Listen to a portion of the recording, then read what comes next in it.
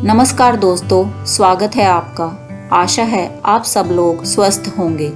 आइए सुनते हैं आज की कथा कहानी।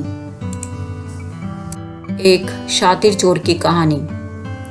एक बनिए के 3 बेटे थे। एक बार जब बनिया बीमार पड़ा तो उसने तीनों लड़कों को बुलाकर पूछा कि तुम लोग क्या करना पसंद करोगे, किस तरह की जिंदगी बिताओगे। बड़े लड़के ने कहा कि वह दुकान से ही गुजारा कर लेगा। छोटा बोला, कोई अच्छा सा व्यापार कर लूंगा। भोलू, जो कि सबसे छोटा था, बोला, मैं तो चोरी करूंगा। एक बार कहीं तगड़ा हाथ पड़ जाए तो वर्षों तक कुछ करने की जरूरत नहीं पड़ेगी। उसकी बात सुनकर बनियों को बहुत दुख हुआ। बोला, बेटे, चोरी करना आसान काम नहीं है। पकड़े गए तो मार मार कर भुर्ता बना दिया जाता है। उसके लिए अकल की बड़ी जरूरत है। लड़का बोला, इतनी अकल तो मुझ में है, चाहे तो इम्तिहान ले सकते हैं। बनिए ने कहा, तो तुम्हें दिल्ली जाकर अकबर बादशाह का घोड़ा चुराना होगा, जिसे पिछले दिनों काबुल से मंगाया गया है। यदि 1 हफ्ते के अंदर तुम उस घोड़े को ले आए तो मुझे विश्वास हो जाएगा कि तुम्हारे में अकल की कमी नहीं है। अच्छा कहकर लड़का उसी वक्त दिल्ली की ओर चल पड़ा।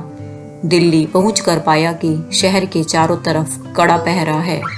वह बाहर सड़क पर रुक गया और सोचने लगा, अंदर कैसे जाया जाए। कुछ देर बाद उसने एक नाई को आते देखा। पास आने पर पूछा, भाई कहाँ जा रहे हो। नाई ने बताया कि वह रोज हजामत करने शहर जाता है, यही उसका धंधा है। नाई ने पूछा, तुम कौन हो। लड़का बोला, मुझे धनी राम कहते हैं और मैं भी इस शहर में जाना चाहता हूँ। नाई ने बताया कि शहर के अंदर वही आदमी जा सकते हैं जो कुछ काम करते हो। फालतू आदमी को शहर में नहीं घुसने दिया जाता। मेरी हजामत तो बनाते जाओ। नाई ने उसकी बात मान ली। बोला, बैठ जाओ।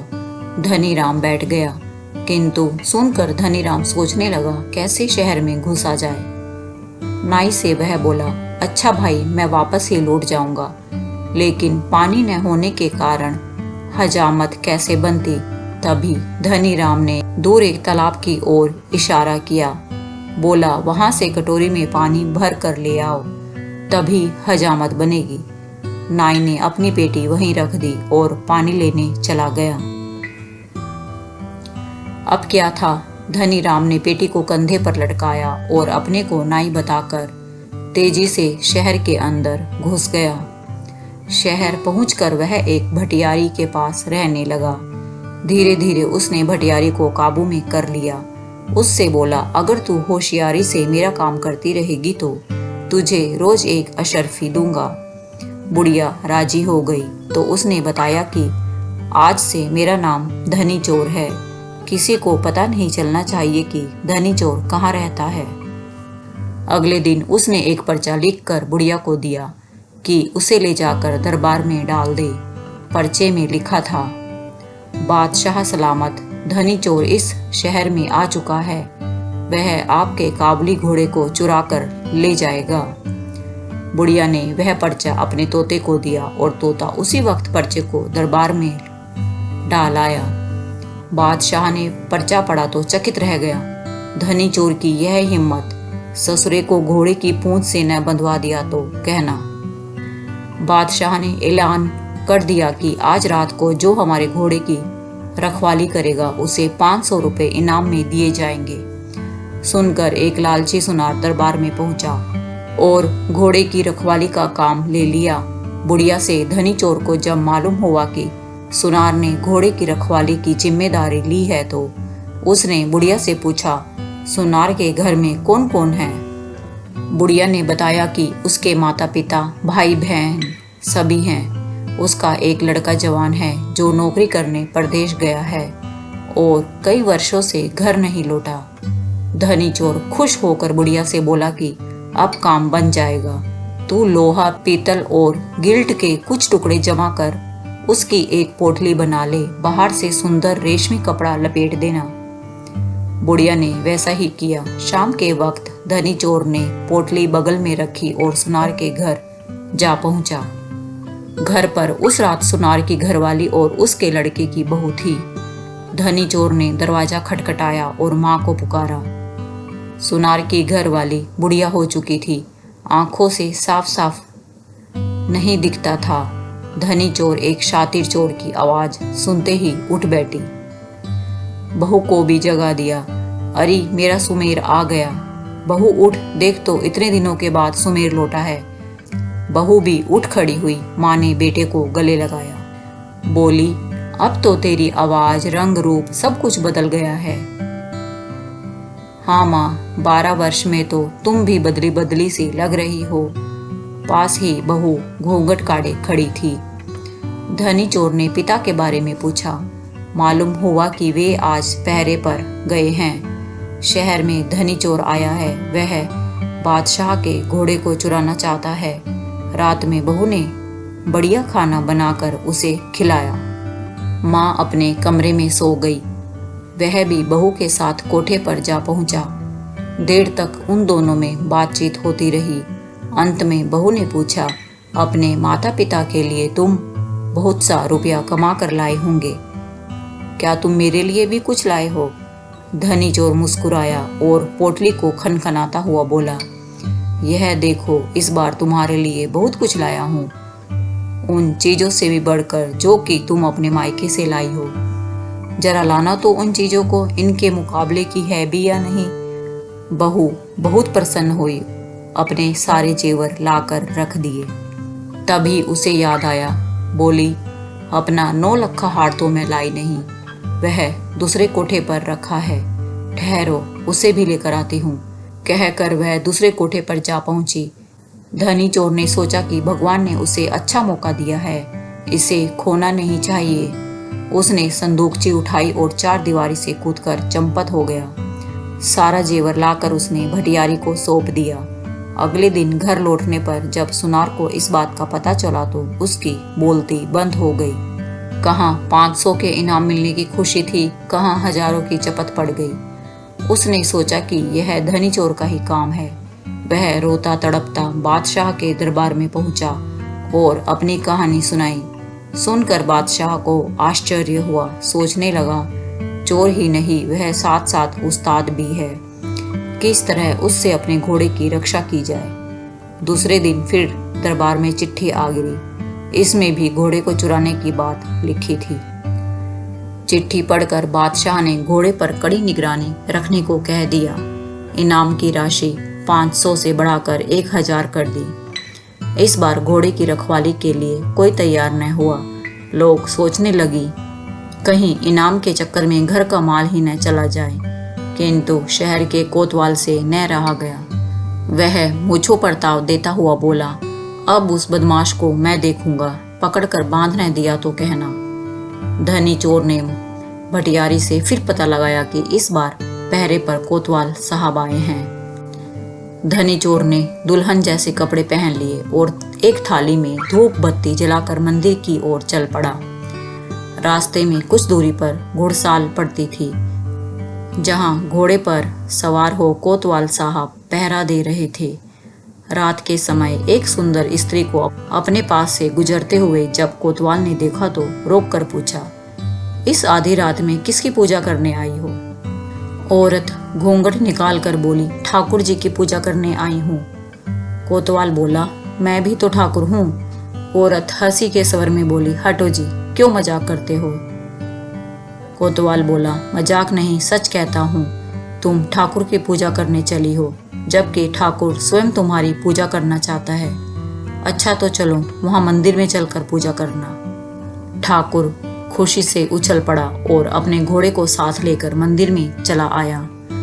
उसने घोड़े को बाहर बांध दिया। हथकड़ी, बेड़ियां और बंदूक लेकर औरत के साथ मंदिर के आंगन में जा धमका। हथकड़ी बेड़ियों को देखकर स्त्री ने पूछा, ठाकुर जी, यह सब क्या है? यह कहकर स्त्री ने हथकड़ियां लेकर अपनी कलाइयों में डाल ली। उसकी कलाइयों से हथकड़ियां निकालते हुए कोतवाल बोला, यह तुम्हारे पहनने की चीज नहीं है, तुम्हारी कोमल कलाइयां इससे बल खा जाएंगी। स्त्री ने हट की, नहीं जी, मैं इन चीजों को पहन कर देखना चाहती हूँ कि कैसे पहनी जाती हैं।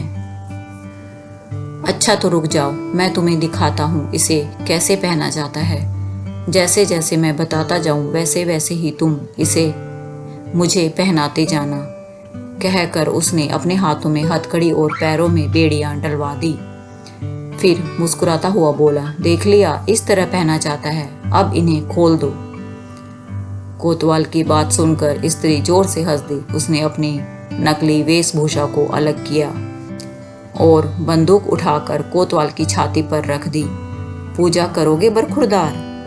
धनी चोर की पूजा करना क्या आसान समझा है? धनी चोर का रूप देखते ही कोतवाल के होश उड़ गए। गिड़गिड़ाता हुआ बोला, भाई इस बार माफ कर दो, आगे से कभी तुम्हारे आड़े न आऊंगा। किंतु धनी चोर कब सुनने वाला था। उसने कोतवाल को एक रस्सी से बांध लिया, उसके मुंह में कपड़ा ठूसकर घोड़े पर बिठाया और बादशाह के महल के आगे फेंक कर चंपत हो गया। सवेरा होते ही शहर में हलचल मच गई। धनी चोर ने कोतवाल की वह दशा बनाई जो आज तक कभी न बनी थी। अब लोग धनी चोर के नाम से थर थर कांपने लगे। दरबारियों को लगा कि अब उनके हाथों से घोड़े को बचाना मुश्किल है। दाव लगने पर वह घोड़े को अवश्य ही उड़ा लेगा। दरबार में फिर पर्चा आ गिरा, जिसमें काबली घोड़े को जल्दी से चुराने की बात लिखी हुई थी। इस बार 5,000 रुपए इनाम रखने पर भी कोई रखवाली के लिए तैयार न हुआ। बादशाह को बड़ी चिंता हुई कि किस तरह घोड़े की रक्षा की जाए और धनी चोर को जिंदा पकड़ा जाए। कोई उपाय न सूझा तो बादशाह ने स्वयं निश्चय किया कि वे अपने हाथों चोर को पकड़ेंगे। सोचकर बादशाह उसी काबुली घोड़े पर बैठकर पहरा देने लगा। धनी चोर ने पता लगा लिया कि इस बार स्वयं बादशाह पहरे पर हैं। वह एक बुढ़िया का रूप बनाकर मंदिर वाली सड़क पर जा बैठा और चक्की आगे रखकर अनाज पीसने लगा। सड़क के किनारे बुढ़िया को अनाज पीसते देखकर बादशाह ने पूछा, इस वक्त किसके लिए अनाज पीस रही हो? बुढ़िया हाफती हुई बोली, क्या करूं सरकार, बुढ़ापा बहुत बुरा है और उससे भी बुरी चीज है गरीबी। दिन में मोहल्ले के बच्चे पगली कहकर चिढ़ाते हैं, इसलिए रात में यहाँ आकर काम करती हूँ। अभी अभी एक सिपाही आया था, पीसने के लिए गेहूं दे गया है, अभी आकर ले जाएगा। सुनकर बादशाह घोड़े से उतर पड़ा। पूछा, क्या नाम था उस सिपाही का? बुढ़िया ने माथे से पसीना पोंछा, बोली, नाम तो सरकार वह धनी धनी कुछ बता रहा था। बादशाह को विश्वास हो गया कि यह वही धनी चोर है। उसने बुढ़िया से पूछा, वह कितनी देर में लौट कर आएगा? आता ही होगा सरकार। बादशाह ने सोचा, चोर को पकड़ने का इससे अच्छा मौका नहीं मिलेगा। वह बुढ़िया से बोला, तू मेरे कपड़े पहन ले और मुझे अपने कपड़े दे दे ताकि मैं उसे पकड़ लूं। वह सिपाही नहीं है, चोर है। मैं उसे पकड़कर बादशाह के पास ले जाऊंगा। बादशाह ने अपने कपड़े पहनाकर उसे मंदिर के आंगन में भेज दिया। साथ ही अपना काबली घोड़ा भी उसके हवाले कर दिया। स्वयं उसने बुढ़िया के फटे पुराने कपड़े पहन लिए और सड़क के किनारे बैठकर चक्की घुमाने लगा। हाथ में घोड़ा आते ही धनी चोर फूला न समाया। वह तुरंत घोड़े पर चढ़ा और एड़ लगाते हुए बोला, बादशाह सलामत, तुम चक्की पीसते रहो। धनी चोर यह भागा। बादशाह ने आवाज सुनी तो कलेजा धक रह गया। हाथ से चक्की छूट गई। वाह रे धनी चोर, तू तो अकल का पुतला निकला। उधर धनी चोर बादशाह की पोशाक में घर पहुंचा तो बनिए को विश्वास हो गया। बोला, शाबाश बेटा, अब तू जरूर चोरी कर सकता है, किंतु याद रख, गरीब को कभी परेशान न करना। ईमानदारी और मेहनत से कमाए गए धन पर डाका नहीं डालना और गरीबों की सहायता करने में पीछे न रहना। अब जाकर बादशाह का घोड़ा वापस कर आ। सुनकर धनी चोर घोड़ा वापस करने निकल पड़ा। दोस्तों, कमेंट करके बताएं आपको आज की कहानी कैसी लगी। यदि यह धार्मिक कथा कहानी आपको बहुत अच्छी लगी है तो इसको लाइक करें। दोस्तों, अगर आपने अभी तक यह चैनल सब्सक्राइब नहीं किया है तो इसे सब्सक्राइब करके मेरी YouTube फैमिली का सदस्य बन जाएं। धन्यवाद। जय सिया राम। ओम नमः शिवाय।